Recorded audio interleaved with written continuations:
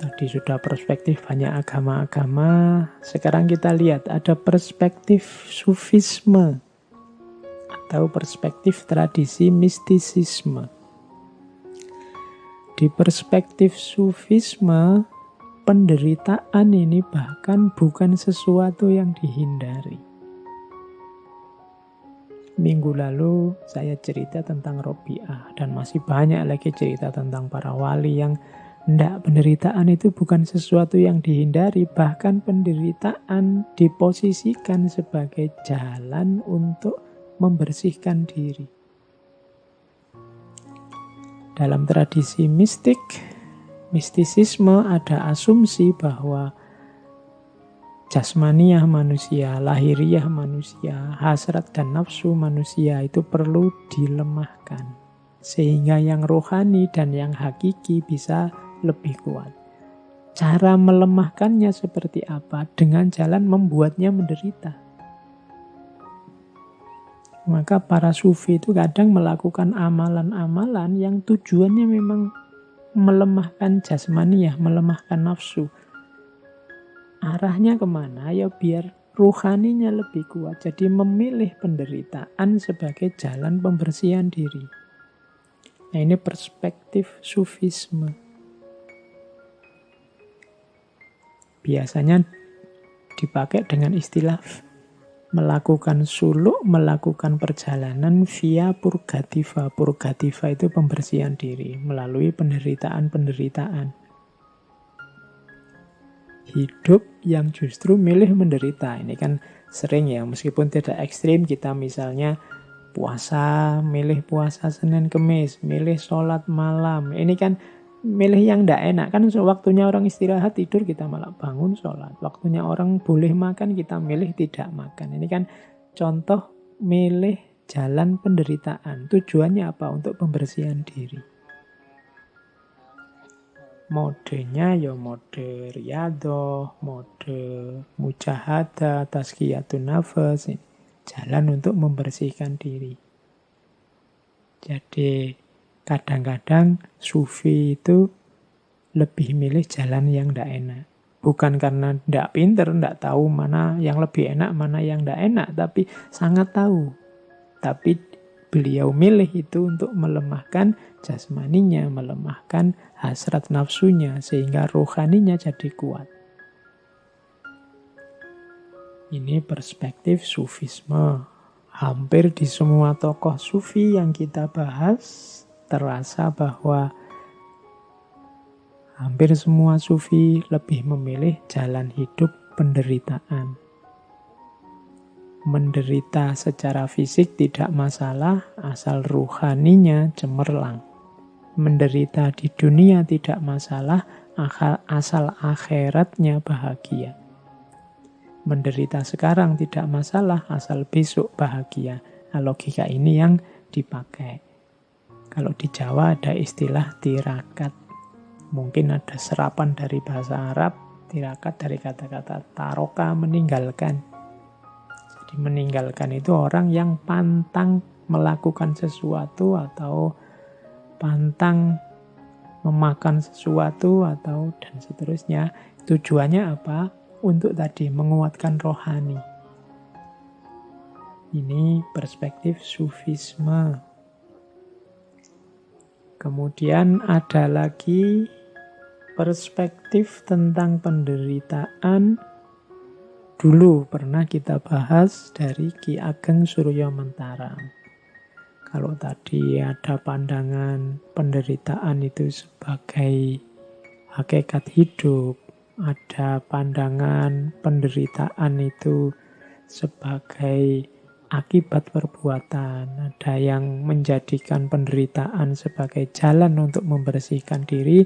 Kalau menurut Ki Ageng Suryo Mentaram, penderitaan itu sebagai keniscayaan hidup. Tapi sifatnya sementara, silih berganti dengan kesenangan. Hidup ini yo kadang senang, yo kadang susah. Wajarnya hidup seperti itu. Tidak mungkin kita hidup ini senang terus, dan tidak mungkin juga susah terus. Kenapa begitu? Kalau kita sedang senang, katanya Ki Ageng Surya Mentaram, kita kan tidak berhenti di kesenangan ini. Biasanya keinginan kita terus bertambah. Kalau bahasanya Ki Ageng pakai istilah mulur.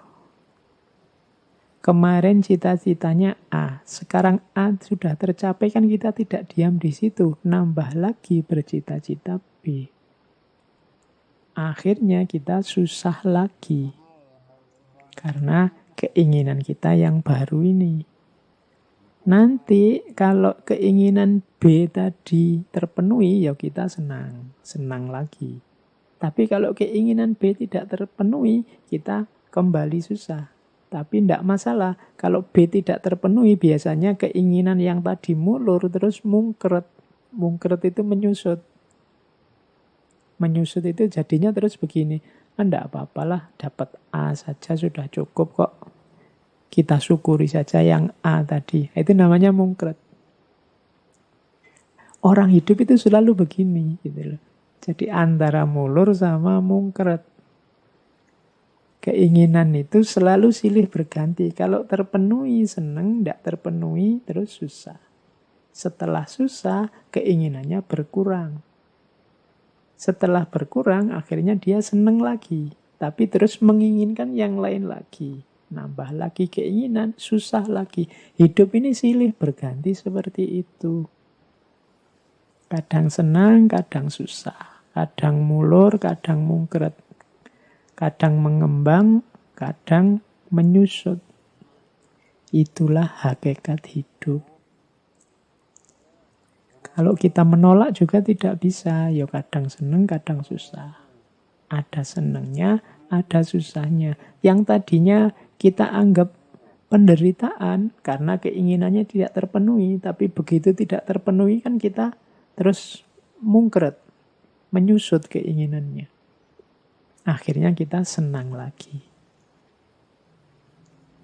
Misalnya, kita menuju gimana caranya biar cepat lulus kuliah. Begitu lulus kan seneng, keinginannya tercapai. Tapi setelah seneng wisuda kan ada keinginan tambahan lagi. Misalnya ingin dapat pekerjaan.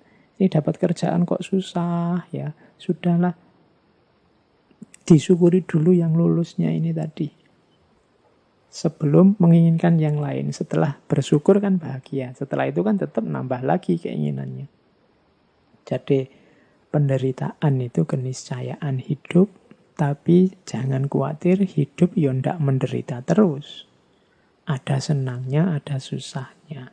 Keinginan itu ya tidak terpenuhi semua, tapi bukan berarti juga terpenuhi semua. Jadi keinginan bisa terpenuhi, bisa tidak terpenuhi. Kalau tidak terpenuhi ya susah, kalau terpenuhi ya seneng. Kalau begitu susah, terus keinginannya berkurang. Setelah berkurang, seneng lagi. Begitu terpenuhi, seneng. Setelah terpenuhi, keinginannya tambah. Akhirnya susah lagi. Itulah hidup. Kita sadari ini, maka kita tidak akan terpengaruh lagi oleh senang dan susah. Karena ternyata apakah senang, apakah susah, itu ya sudah keniscayaannya hidup. Jadi kalau teman-teman sedang mengalami apapun, ingat teorinya Ki Ageng Surya Mentaram ini, jadinya simpel. Ya memang begitu itu hidup. Kadang senang, kadang susah.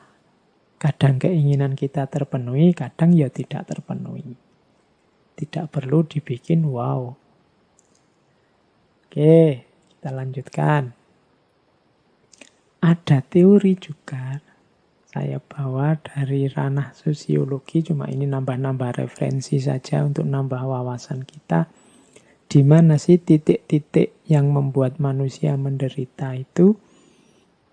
Ada teori dari Talcott Parsons, dari teori fungsional sebenarnya, fungsionalisme dalam sosiologi.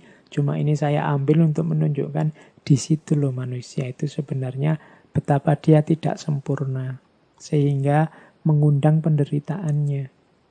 Katanya Parson, manusia itu punya 3 karakter, punya 3 dasar eksistensi. Yang pertama apa? Ketidakpastian. Maksudnya apa ketidakpastian? Manusia tidak bisa menjamin dirinya aman atau dirinya sejahtera. Keamanan dan kesejahteraan dirinya bergantung pada banyak hal lain di luar dirinya. Ini katanya sosiologi. Kita sudah hati-hati, orang lain hati-hati, kita dapat masalah. Nah, itu berarti apa? Hidup kita serba tidak pasti. Manusia tidak bisa menjamin keamanan dan kesejahteraannya sendiri. Ini katanya Parson, ini dasar eksistensinya manusia. Ketidakpastian yang pertama. Tidak mesti yang paling tekun belajar nilainya paling tinggi. Tidak pasti yang paling ganteng nanti dapatnya juga yang paling cantik. Tidak pasti yang paling paham ilmu kedokteran dia yang paling sehat. Manusia itu serba tidak pasti. Yang kedua, tidak berdaya. Ciri yang kedua adalah manusia tidak punya daya yang cukup untuk mengendalikan hidupnya sepenuhnya. Ini seperti kalau kita mengusahakan sesuatu, itu kan kita tidak punya kuasa untuk hasilnya persis seperti yang kita inginkan. Tergantung dengan banyak hal yang lain. Saya tidak bisa ngatur misalnya teman-teman yang mendengarkan ngaji ini harus paham semua yang saya sampaikan. Pasti tidak bisa begitu. Saya tidak bisa mengendalikan diri saya sendiri untuk gimana caranya saya bisa ngaji 5 jam non-stop dan tidak capek. Itu tidak bisa. Manusia banyak punya ciri ketidakberdayaan. Kita sih inginnya virus ini selesai bulan depan. Tapi kan juga tergantung banyak hal. Ternyata manusia yang sering sombong itu punya ciri sebenarnya yang kedua, ketidakberdayaan. Dan yang ketiga, kelangkaan. Kelangkaan itu manusia itu berhadapan dengan situasi yang serba terbatas tentang dirinya dan lingkungannya. Jadi kita ini berhadapan dengan banyak sekali keterbatasan-keterbatasan, berhadapan dengan orang lain yang sama-sama punya keinginan sehingga kadang-kadang kita harus menegosiasi ulang keinginan kita, berhadapan dengan diri kita yang penuh keterbatasan-keterbatasan yang pada saatnya bahkan kita sendiri juga akan tidak ada. Itu namanya ciri ketiga manusia itu berkarakter kelangkaan. Dari karakter eksistensial ini menunjukkan bahwa ya memang manusia itu akan berhadapan dengan penderitaan-penderitaan. Ketidakpastian, ketidakberdayaan, dan kelangkaan. Ini sumbernya penderitaan. Padahal ini dasar eksistensi manusia. Yuk, kita lanjutkan. Itu tadi dari ranah sosiologi. Sekarang dari ranah teodisi. Teodisi ini cabang filsafat yang membahas tentang kejahatan. Ini dulu mungkin saya ingat pernah ngaji satu sesi khusus tentang kejahatan. Kalau ini kita siap-siap bermain akal ya, bermain rasio. Ada dialog-dialog, ada jawaban-jawaban. Sering saya bilang kalau hasil kalkulasi akalnya manusia selalu ada kelemahan-kelemahannya. Teodisi menjawab bahwa penderitaan itu perlu loh. Mengapa kok perlu? Kan ada jawaban yang pertama begini. Kenapa kok harus ada penderitaan dalam hidup? Ada jawaban Penderitaan itu hukuman atas orang-orang yang berdosa. Penderitaan itu ujian biar nanti orang dihapus dosanya, kemudian bisa masuk surga. Penderitaan itu untuk membuat orang semakin sadar dan semakin bermoral. Nah, ini jawaban ini kan sering kita dengar. Oke, di akhir sesi musibah ini saya ingin memberi sedikit bantahan, sedikit sanggahan terhadap argumen tentang perlunya penderitaan ini. Ini bahan diskusi untuk teman-teman nanti ya. Kalau jawabannya penderitaan itu adalah hukuman atas orang yang berdosa, kemudian biar orang yang berdosa nanti bahagia di surga, dan seterusnya, biar orang yang berdosa sadar dan moralnya semakin bagus, dalam kenyataannya ada beberapa kontradiksi-kontradiksi, paradok-paradok. Misalnya begini untuk membantah, apakah musibah itu hukuman? Kalau itu hukuman, bagaimana dengan anak-anak kecil yang tidak mengerti apa-apa? Misalnya dulu kita bilang, waktu ada tsunami, wah harusnya kita ini segera tobat. Kita sering dihukum dengan tsunami. Loh, kalau memang hanya hukuman alasannya adanya tsunami itu, karena dosa-dosanya sudah berat sehingga dihukum dengan tsunami, lawang banyak juga anak-anak kecil yang jadi korban.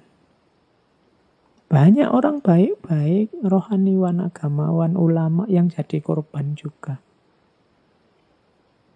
Berarti tidak bisa dong disebut itu sepenuhnya adalah hukuman. Nah, itu jawaban tentang bahwa bencana itu hukuman. Ini bahan diskusi.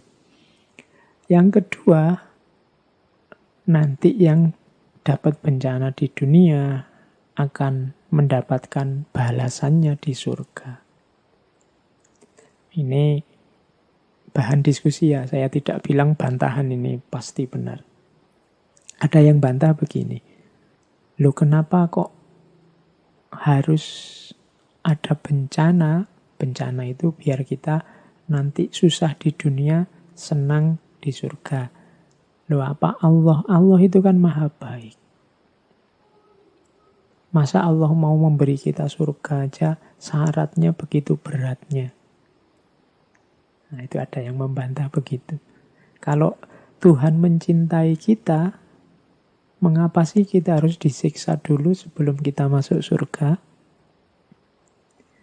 Nah ini kritik terhadap yang menjawab tadi bahwa hukuman dengan bencana itu nantinya akan mendapat balasan di surga.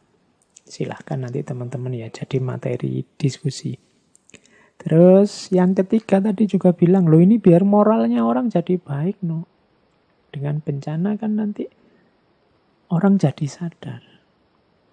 Dalam kenyataannya ada loh yang gara-gara bencana orang tidak jadi sadar, tapi malah putus asa, merasa hidupnya hancur. Jangan-jangan juga malah ada yang murtad gara-gara ada bencana.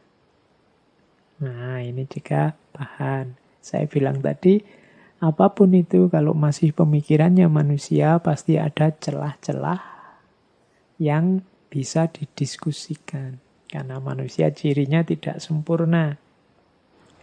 Terus, itu jawaban pertama. Kalau ada yang bilang penderitaan musibah itu perlu sebagai hukuman atau balasan nanti di surga atau demi orang naik level semakin baik secara moral.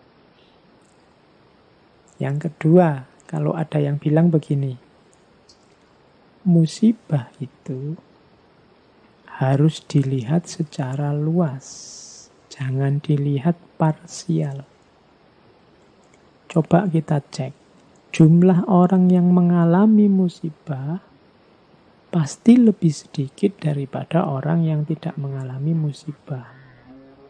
Berarti kebahagiaan lebih banyak daripada penderitaan. Secara umum alam ini sebenarnya tertib. Nah, oke. Nah, ini jawaban ini juga bisa dibantah.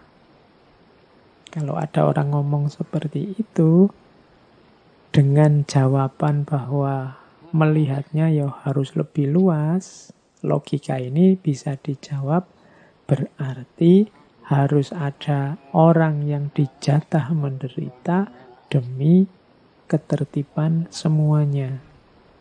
Berarti ada kebahagiaan orang-orang tertentu yang ditukar dengan kebahagiaannya semua orang. Ini juga bantahan terhadap jawaban bahwa musibah itu ya melihatnya secara luas. Nanti banyak hikmah, banyak manfaat yang kita ambil dari sana. Ini bisa dibantah, kebahagiaan kok ditukar. Kebahagiaan orang tertentu ditukar dengan kebahagiaannya banyak orang. Karena orang sedikit tadi yang mengalami bencana, yang lain tinggal mengambil hikmahnya. Nah, ini bahan diskusi juga. Di sesi-sesi terakhir saya malah membawa bahan diskusi biar kita latihan berpikir. Ada juga yang ini agak teologis. Kalau ada orang tanya macam-macam tentang bencana, apakah bencana itu, terus dibantai, terus dijawab begini, sudahlah kita ini manusia, jangan banyak protes. Allah lebih tahu segalanya, sudahlah diam saja. Nah itu ya kalau ini bisa dibantahnya gampang. Lu masa orang yang mengalami kesulitan, orang yang merasa diperlakukan tidak adil, tidak boleh protes. Allah kan maha baik. Allah kan maha kuasa, tidak apa-apa dong kita mengadu padanya. Itu contoh bantahannya. Nah, jadi ini sesi teodisi. Teodisi itu memang salah satu cabang yang sampai hari ini tidak selesai membahas tentang penderitaan, musibah, bencana, dan dihubungkan dengan Tuhan. Ada juga argumen yang membantah, yang tidak mau menyambungkan bencana dengan Tuhan. Jadi kan ada orang-orang tertentu yang menganggap bahwa bencana itu sumbernya Tuhan. Orang-orang ini merasa Tuhanlah yang menyebabkan kesengsaraan ini. Tuhanlah yang menyebabkan kesulitan ini, Tuhanlah yang menyebabkan musibah ini. Ada yang menjawab bantahan itu, yang pertama, apa iya Allah jadi sumber penderitaan? Kalau ada orang ngomong seperti ini, pandangan seperti ini dianggap kontraproduktif. Kontraproduktif itu justru menyusahkan. Alasannya apa? Yang pertama, Allah itu kan kita yakini maha kuasa, maha baik. Kalau dia maha baik, kontradiktif kalau keburukan itu dinisbatkan pada Allah. Yang baik ya menghasilkan yang baik.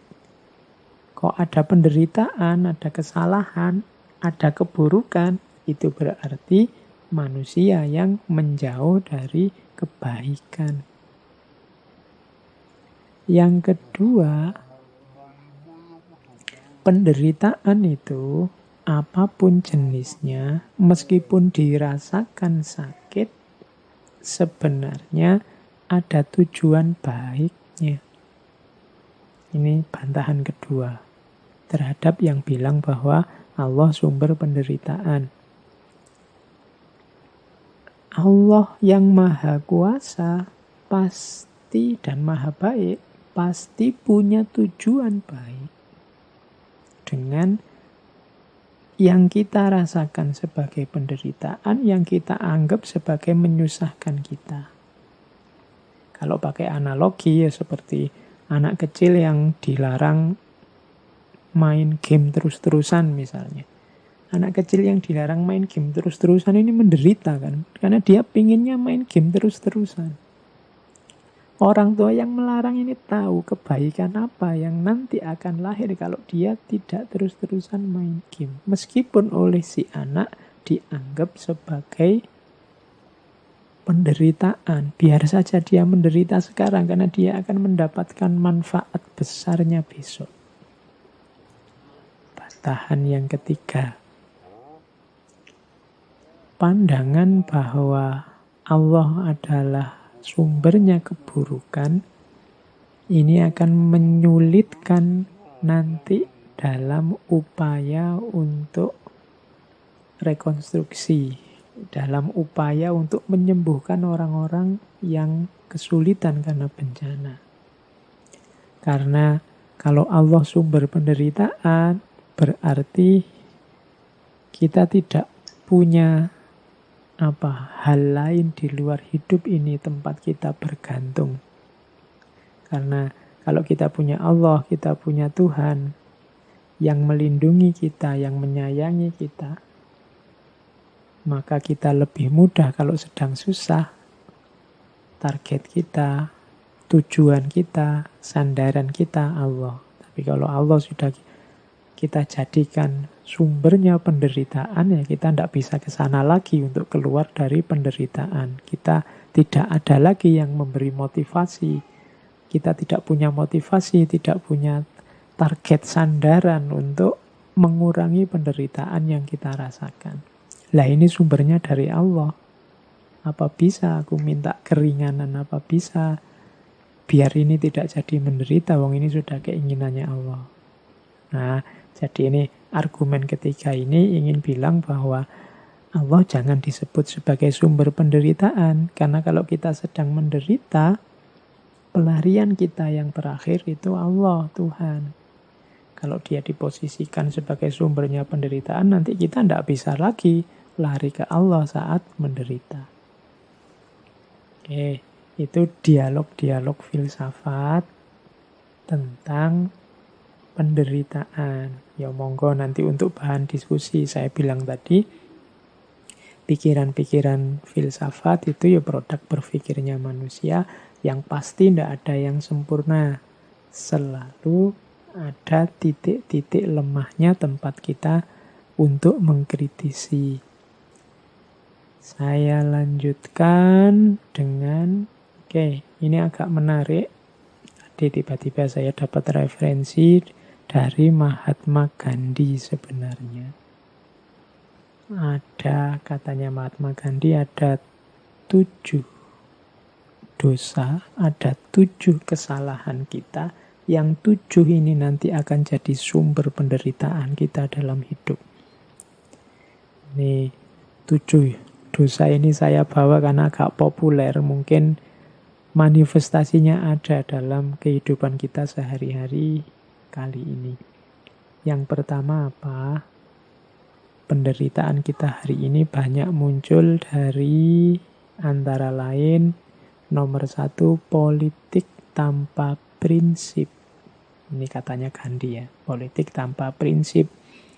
Politik itu tata masyarakat, bagaimana cara mengatur kehidupan bersama. Kalau dia tanpa prinsip, kalau dia hanya berdasarkan kepentingan-kepentingan sesaat, keinginan-keinginan sementara, tidak ada prinsip-prinsip, yang terjadi ya kekacauan.